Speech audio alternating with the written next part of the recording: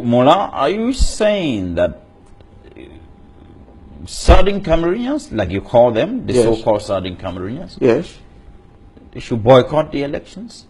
Because the truth remains that they are here, they are part and parcel of this country, and this country has an impact on them. no, Very much. no. They may be because the country is under siege. The southern Cameroon is under siege, and That is to say, the army, the police, and the administrative authorities are an imposition on poor southern Cameroonians. They don't even have a police force of their own, you know, and therefore that whoever is colonizing is just like the time when we were colonized by imperial powers.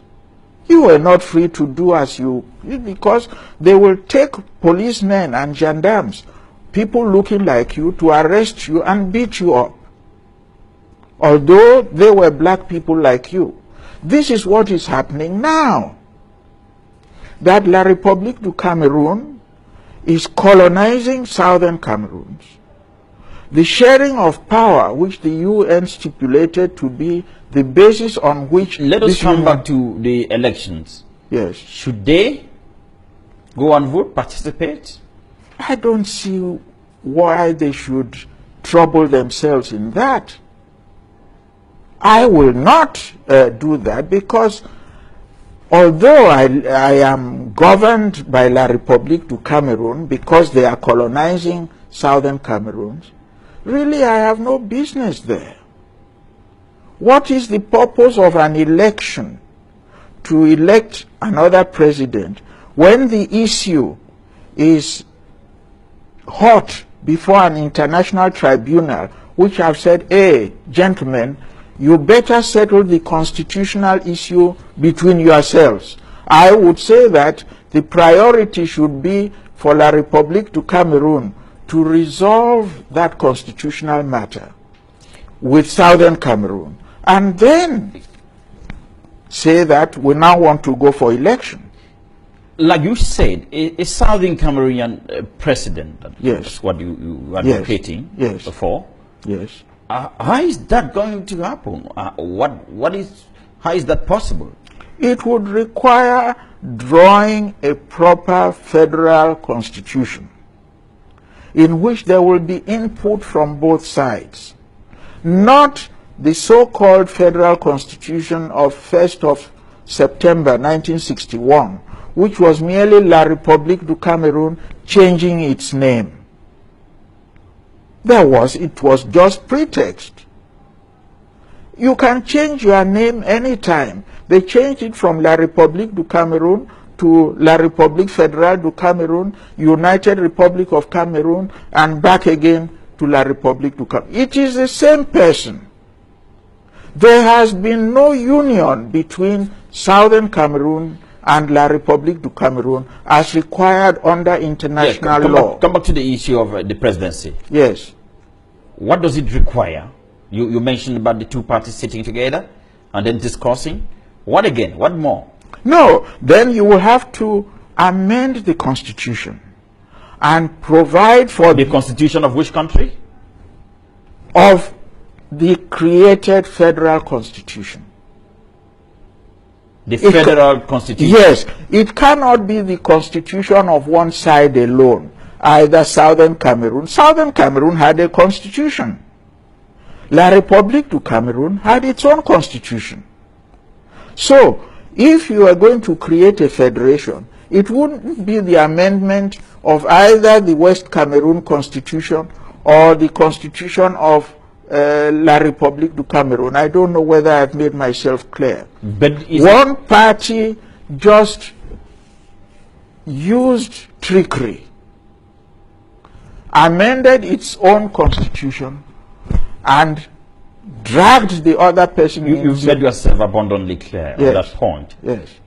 So you are saying that if they want to come together and then to interchange the presidency of the republic, it necessitates the drawing of a new constitution. Yes, entirely. That is why they should go into this dialogue with representatives of Southern Cameroon, SCAPO and SCNC, and let each party ventilate their constitutional grievances. And then what do you think that the constitution will look like? Oh, that will be for the two parties to agree on. Well, because when you say that the president from here, yes, this year, yes, and the president from there, yes, that year, yes, who votes?